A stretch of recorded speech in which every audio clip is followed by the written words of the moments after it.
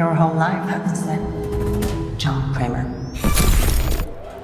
According to these scans, the tumor was never removed. How much time do I have? Months, at best.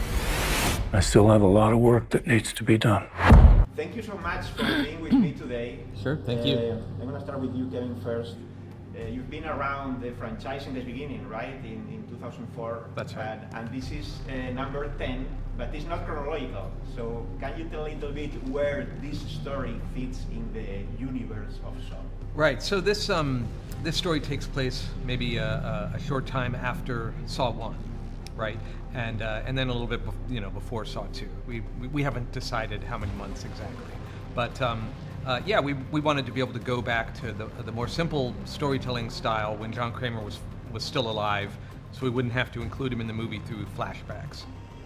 And we see John Kramer more than ever in this one, right? I felt that during the movie yesterday, that by the way it's so gory. Yeah, this should be a real treat for Saw fans who love John Kramer. And as a production designer, Anthony, what are the challenges? Because obviously there is all these movies behind, and what were you looking for to offer something new? Yeah, I think again it was so fantastic that we shot in Mexico, because that gave us a new layer. The other part is that we just wanted to be really genuine and authentic. So for me, it was important that the traps were reflective of John Kramer. We wanted to make sure that all of the audiences felt like this is something that he could put together. The other part was that we were shooting in a factory, so we wanted to integrate part of the look to the traps with the factory. And then the other part is that we have this medical theme in the film, so we wanted to have that in there as well. And I understand that there is almost non-CGI here. It's mostly everything created. Well, I would say that there is a huge amount that's practical, that was built and that does operate, and the blood is almost entirely practical blood. But our CGI team was very important, in making. They did all sorts of things. They did set extensions. They would cobble things together that didn't necessarily work on the set. So I don't want to shortchange the visual effects team. Because we'd have pulleys and wires that we would have to erase. Sometimes also, you tell me if I'm right, but we'd have to do some blending, with skin getting cut or things like that. But a lot of it was practical, because we always love practical effects because we can see what's happening, and we had Hosh, who was our mechanical effects supervisor in Mexico City. His team did an amazing job, because we will put the wheels, right, in our traps. We will have the wires, we will have all of this stuff, but they will make it go up and down and turn. So that was the magic, I really appreciate them. And Kevin, after almost 2 decades, right?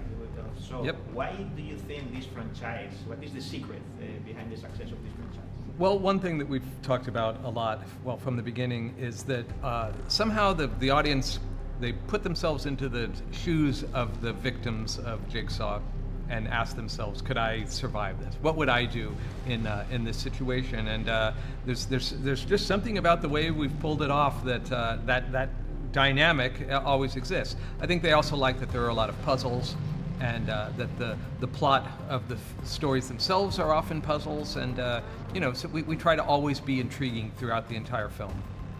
Thank you so much. Great. Thanks for your time. Mark Burg. Yes. Oren, Koules. Yep. Thanks for being with me. Thank you. You are the executive producers of Saw 10, and you have been with this franchise since 2004, right? Correct. Yes, we started shooting in 2003. Wow, so 20 years. 20 years. What brought you to the franchise back then, and would you imagine that you would be still doing Saw 20 years later? We wanted to make a low-budget movie that we could control, we could finance, we could, So when we found the script of 2 guys in a bathroom with a dead person between them, we're like, we can afford to do this on our own. And we really wanted to do something that we would own, we would control, we could do it our way without a studio telling us what to do. So we did, and Saw was born. And this genre has given us some of the most successful and longest franchises, like this one. Yeah. What do you think is in the genre that creates that? I mean, one of the things is I think our consistency, because we have been there for 20 years. And Kevin Greutert, our director, has either edited or directed every movie. Our line producer, our studio executive, and the guy who does our sound, who does the music, Charlie Klauser, he used to be in the band The Nine Inch Nails. And he does such an incredible job. We think music is a character in our movies. And he's been completely consistent, just being a character in our movies. So that, I think that's something that we bring to give people almost comfort. They know they can go to the movie, they pay their money, they get their popcorn, they sit down, and they know what to expect. And we're going to give them what they want. But you need to give something new, obviously, every time. What Yeah. do you do in this one? No, this one is, it's we go back in time. For the first time, we really see John Kramer. We spend a lot of time with Tobin Bell as John Kramer, not as Jigsaw. He's not in a flashback, he's alive in this movie. He's in the entire movie. Shawnee Smith comes back. It was fun to kind of go back in time and make a movie that took place 19 years ago. And when you do like movies of a franchise, right? And now it's the 10th. I mean, I think some things probably are easier because you have done it before, but some others are difficult. What are the challenges doing like 10 movies of one? It's hard to keep coming up with new ways of putting people in traps. It's hard to know where the character is at this point of their life in the story of the movie. You know, it's not like a brand new character. You can create any story you want for them. We have certain, you know, we know John Kramer dies in Saw 3. We know Shawnee dies. So we really had to follow the rules of what we've already laid out, of what was already been established. And this one was filmed and happens in Mexico. Mexico City.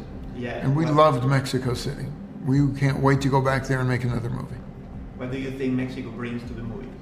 There's some mysticism. There's a little bit of something in the air, in the history of Mexico City, and we use that to our best The advantage. people, the actors were great. The local actors that we cast were all phenomenal.